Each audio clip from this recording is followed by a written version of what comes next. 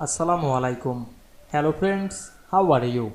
Welcome back to my another video. In this video, I am going to show you how to make 3 columns in PowerPoint. Let's get started.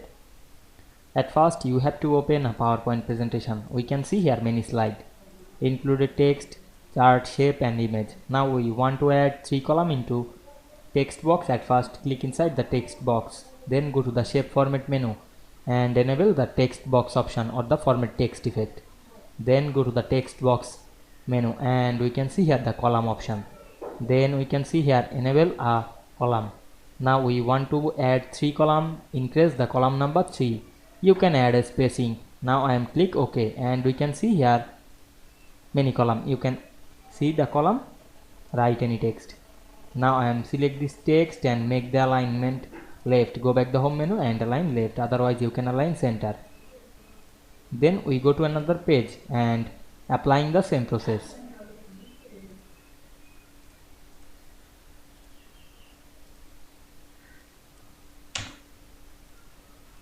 I hope you enjoyed the video. Please like, comment, share and subscribe my channel.